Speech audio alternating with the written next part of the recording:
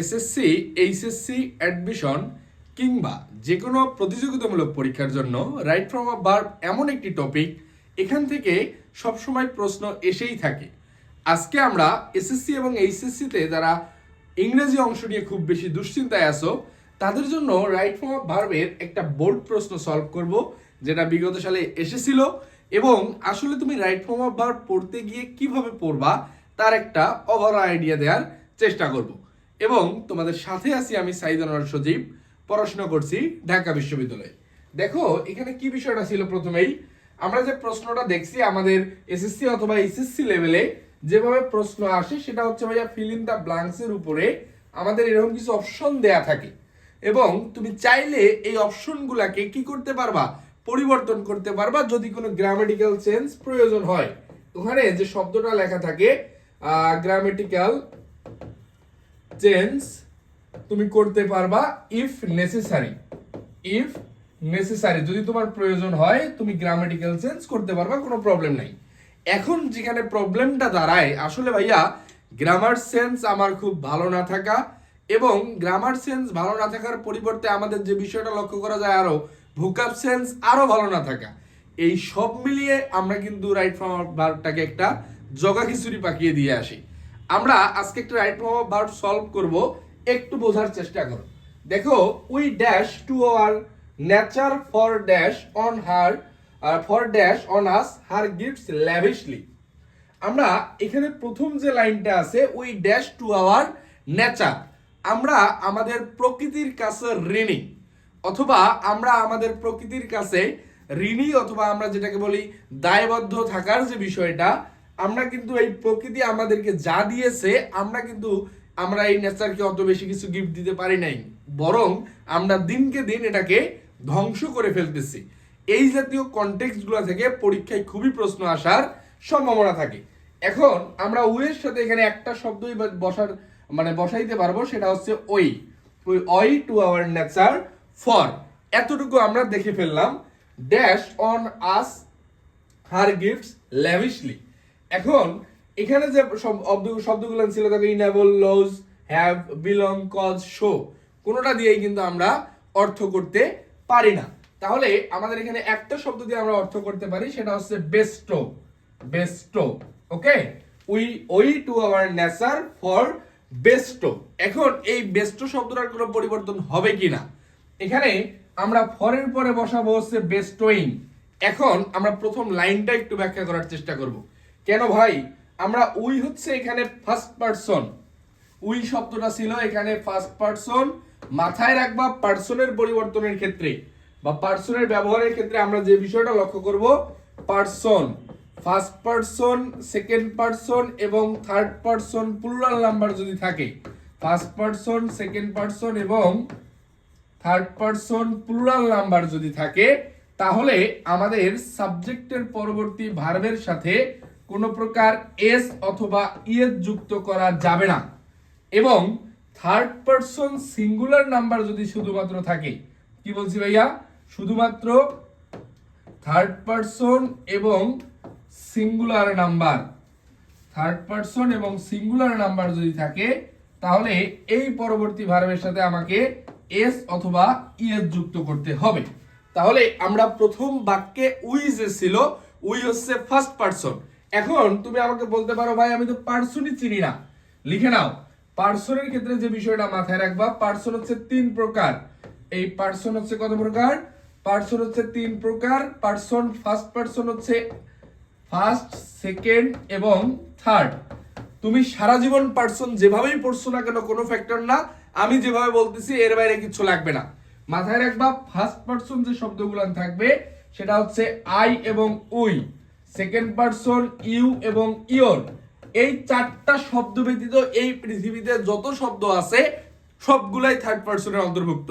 ওকে, first গেছে, second গেছে, এই চারটা শব্দ ব্যতীত বাকি সবকিছুই কি সেকেন্ড পারসন, থার্ড পারসনের অন্তর্গত। I we first person, you এর সেকেন্ড, বাকি সব থার্ড। আমরা দেখছি ফার্স্ট পারসন, সেকেন্ড পারসন এবং থার্ড পারসন প্লুরাল নাম্বার হলে ভার্বের সাথে কোনো প্রকার এস বাই এস যুক্ত করা যাবে না, আর থার্ড পারসন সিঙ্গুলার হলে ভার্বের সাথে এস বাই এস যুক্ত করতে হবে। এখন পরবর্তী যে বাক্যটা আমরা লেখার চেষ্টা করেছিলাম, আমরা বেস্টোয়িং কেন বসিয়েছি? এখানে দেখো ওই সাবজেক্ট পাইছি, ভার্ব পাইছি, এরপরে আমরা যদি এটাকে ভার্ব ধরে থাকি, এর পরবর্তীতে আমরা যে বিষয়টা দেখার চেষ্টা করব, দেখো টু আওয়ার নেচার, এই টু হচ্ছে প্রেপোজিশন। টু কি ভাই? প্রেপোজিশন। প্রেপোজিশনের পরে যদি একটা শব্দ থাকে, মাস্ট বি নাউন, লিখে নাও। প্রিপোজিশনের পরে যদি একটা শব্দ থাকে, প্রিপোজিশনের পরে একটা শব্দ, এই শব্দটা হবে মাস্ট বি নাউন। এখন এই শব্দটা যখন মাস্ট বি নাউন, তার মানে এই নেচার শব্দটা নাউন, আবার প্রিপোজিশন, তার মানে এর পরে যে শব্দটা আছে বেস্টো, এই বেস্টোটাকে আমাকে নাউন করে ফেলতে হবে। কেন ভাই? ফর প্রিপোজিশন, পরের শব্দ, এই কারণে হয়ে গেছে বেস্টোয়িং। এখন এটা বেস্টোয়িং কেন নাউন হিসেবে ব্যবহৃত হলো? ভার্ব প্লাস আইএনজি যেটা নাউনের কাজ করে, আমরা তাকে বলে থাকি জিরান্ড, এবং জিরান্ডের কিন্তু পার্টস অফ স্পিচের যে মানে বৈশিষ্ট্য, সেটা noun. Done. We dash a large area of land but the negligible area of land that we dash a large area of land, আমাদের খুব বেশি পরিমাণ আসলে কি ল্যান্ড বা ভূমি নেই। তাহলে আমরা কি ব্যবহার করতে পারি? দেখো কি ছিল, বি হ্যাভ আছে, তাহলে আমরা ব্যবহার করতে পারি উই ডোন্ট হ্যাভ। কারণ কি? উই হচ্ছে ফার্স্ট পারসন, এর সাথে বসবে ডন্ট, এর সাথে কিন্তু ডাজেন্ট বসবে না। We don't have a large area of land but the negligible area of land that dash to us. Dash কি হবে? That dash to us. তাহলে আমরা যদি পরবর্তী অপশনটা দেখি, we don't have a large area of land, আমাদের যথেষ্ট পরিমাণ ভূমি নেই, but the negligible area of land that dash to us is very fertile. অর্থাৎ যে নেগলিজিবল এরিয়াগুলো আছে, এগুলো খুবই উর্বর। এই ফার্টাইল শব্দটার মানে হচ্ছে উর্বর। ফার্টাইল শব্দটার মানে কি ভাই? উর্বর। তাহলে negligible area of land that কি হবে? Belongs to us. কেন? এই দ্যাট কাকে দিয়ে আসলে সাবজেক্ট নির্ধারণ করবে? এই দ্যাট সাবজেক্ট নির্ধারণ করছে এই ল্যান্ডকে দিয়ে। ল্যান্ড অবশ্যই সিঙ্গুলার সাবজেক্ট, যেহেতু ল্যান্ড সিঙ্গুলার সাবজেক্ট, তার মানে আমাকে পরবর্তী ভার্বটাও নিতে হবে সিঙ্গুলার। ওকে, পরবর্তী ভার্ব যদি আমি সিঙ্গুলার নেই, তাহলে এই দ্যাটের সাথে পরবর্তী যে শব্দটা বসবে বিলং, এই বিলং এর সাথে একটা এস বসে যাবে, বিলং এর সাথে একটা এস যুক্ত হয়ে যাবে। That belongs to us is very fertile, we dash ungrateful to our soil. আমরা আমাদের এই মাটির জন্য কি কৃতজ্ঞ থাকা আমাদের উচিত। তাহলে এখানে কি দাঁড়াবে ভাইয়া? তাহলে এখানে আমাদের দাঁড়াবে উই ড্যাশ আনগ্রেটফুল। ও আচ্ছা, আমরা এখানে অকৃতজ্ঞ, উই ড্যাশ আনগ্রেটফুল। আমাদের এখানে মানে একটু টাইপিং মিস্টেক হয়েছে। হ্যাঁ, এখানে এই শব্দটা আনগ্রেটফুল হবে না, উই ড্যাশ গ্রেটফুল হবে। ওকে, তাহলে অথবা আমরা যদি আনগ্রেটফুল দিয়ে করে ফেলি তাহলে শুড নট, আর যদি গ্রেটফুল দিয়ে করে ফেলি তাহলে হবে হচ্ছে should. We should grateful to our soil, এটাও কারেক্ট। অথবা we should not ungrateful to our soil, এটাও কারেক্ট। অর্থাৎ আমাদের এই ভূমির প্রতি আমাদের কৃতজ্ঞতা থাকা উচিত, অথবা আমাদের অকৃতজ্ঞ হওয়া উচিত নয়। দুটাই রাইট। পরবর্তী অংশে আমরা চলে যাই। কি অবস্থায় ছিল?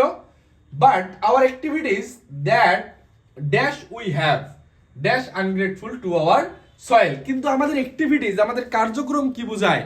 আমাদের কার্যক্রম দিয়ে কিন্তু আসলে আমরা কি কি দেখে ফেলছি? বেস্টো কেটে দাও, বেস্টো দাগাই ফেলছি, আগে টু হ্যাভ দাগাই ফেলছি, ওয়ে দাগাই ফেলছি, বিলং দাগাই ফেলছি। হ্যাঁ, এরপরে দেখো but hour activities show that. Show কেন হবে? এই যে অ্যাক্টিভিটিস, আওয়ার অ্যাক্টিভিটিস, এখানে হচ্ছে সাবজেক্ট প্লুরাল। সাবজেক্ট কি? Subject plural. এখন যখন সাবজেক্ট প্লুরাল থাকবে, তার মানে আমার ভার্বও হবে প্লুরাল। মাথায় রাখবা, সাবজেক্টের সাথে আমি যদি এস অথবা ইয়ের যুক্ত করি সেটা প্লুরাল হলেও, সাবজেক্টের সাথে আমি এস অথবা ইয়ের যুক্ত করলে সেটা প্লুরাল হলেও, আমি যদি ভার্বের সাথে এস অথবা ইয়ের যুক্ত করি, এই ভার্বটা হয়ে যাবে সিঙ্গুলার। ওকে, এগুলা ভুল করা যাবে না। যে কোনো কম্পিটিটিভ পরীক্ষায় মাস্ট লাগবে। সাবজেক্টের সাথে এস বাই এর যুক্ত করলে সেটা প্লুরাল হলেও, আমি যখন ভার্বের সাথে এস বাই এর যুক্ত করব সেটা হয়ে যাবে সিঙ্গুলার। তাহলে আমরা এখানে যেটা দেখছিলাম, ওই but hour activities show that, কিন্তু আমাদের কার্যক্রম বা কার্যাবলী বলে we have been ungrateful to our soil. কিন্তু আমাদের কার্যক্রম ব্যাখ্যা করে বা বলে দেয়, আমাদের কার্যাবলী বলে দেয় আমরা খুব বেশি আনগ্রেটফুল। কিসের জন্য? আমাদের কার্যাবলী দিয়ে আমরা এটা দেখিয়ে দিচ্ছি। We are constantly dash soil pollution. আমরা উই আর কজড না causing, we are causing, constantly causing soil pollution by our unwise activities. আমরা আমাদের কার্যাবলীর মধ্য দিয়ে রেগুলার এটা বুঝিয়ে দিচ্ছি, চলমান প্রক্রিয়ায় আছে যে ভাইয়া এই সয়েল পলিউশনের জন্য আমরাই দায়ী। As a result, our fertile land is dash its fertility.